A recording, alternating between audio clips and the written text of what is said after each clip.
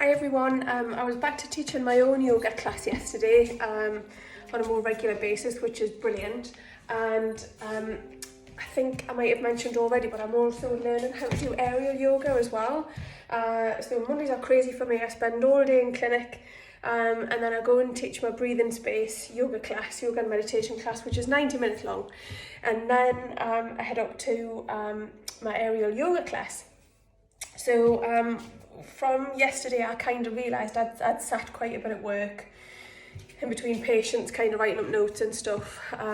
And we had people in class yesterday who had kind of knee and back issues, so I focused a lot on keeping off the knees fair bit, as much as we can in yoga, and working on opening up the back. But I realised what I needed was some hip work, and we tried some new crazy moves in aerial yesterday, which were absolutely bonkers.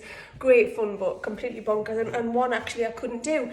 And I think part of the reason I couldn't do it is because I've lost the explosiveness in my hips. So I remember years ago when I used to surf, you know, that was what actually started to slow me down, all the problems that I've had with my hips in the past. And I have had quite a bit of surgery for femoroacetabular impingement on the left. So anyway, that's a very long-winded way to say I'm going to do some hip opener stuff on the Feet Up trainer today and thought you might be interested. Here we go. Hey, Dottie. So, we are... Get off, Dot.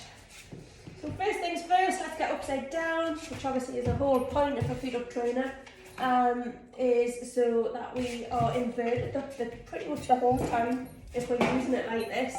Get away, Doris. And what it does is it allows us to be in a lovely shoulder stand, nice and safely. Doris. So it's great. Being inverted like this means that we are asking our spine to do something very different than what it usually does. We're really offloading it in terms of it being upside down.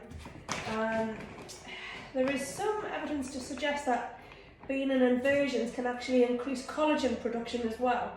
Whether that's true or not, I don't know, but I quite like the idea. So upside down's nice. I'm trying to get my stability, really working my core really hard in this position. And then what I'm going to do is just do some kind of circles with the hips, just to kind of warm things up a little bit. So kind of going from one side to the other, and then the other, and then all the way back up again. So really kind of strengthening the back, strengthening the core.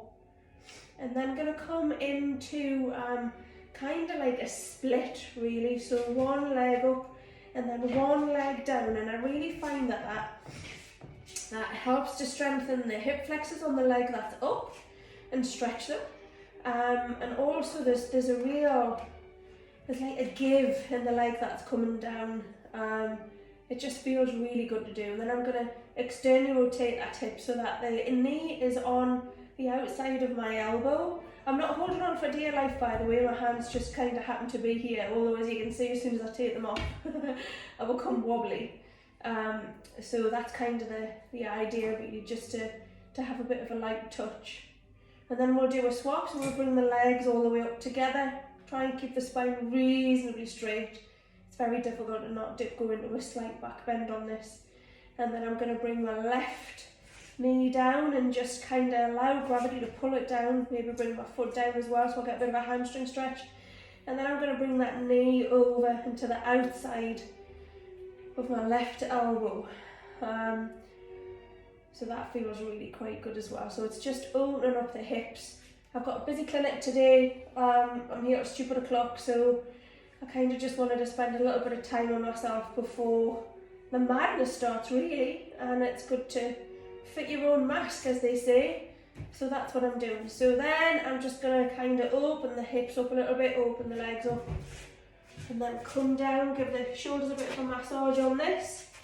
Lovely. So that would be kind of star pose, which is something that we've been learning to do in aerial, which is basically this, but then we have our hands out to the side, which is quite difficult to do in this position. It's much better when you're supported by an aerial sling. But yeah, and then I'm just going to do a tiny back bend in this position as well.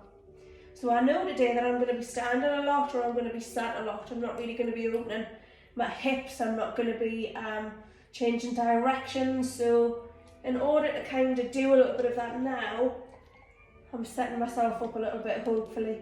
And I won't feel as stiff and knackered by the end of the day. And then it's quite a challenge to come down slowly and controlled. And then we just stretch the shoulders out to finish, which is always nice to do. And see that Doris has been eating all the plants. Hello, Dottie. Just breathing here, just kind of opening into the shoulders, opening into the axillaris, the armpits. Getting some kind of fresh nutrients into the lymph nodes is really quite important for me as somebody that's had cancer as many times. So a good flush out there, and that's really nice to do when we stretch the armpits out. And then that's it. So I hope that you found that useful, informative, and maybe, I don't know, a little bit inspiring in terms of you quite fancy doing a bit of field yoga yourself. There are classes, I don't run them, but there are classes. Or you can just get yourself a bit of kit and have a go, because there's loads of videos out there, and I'll post quite a few videos too. So anyway, thank you very much from me and my dog. Bye.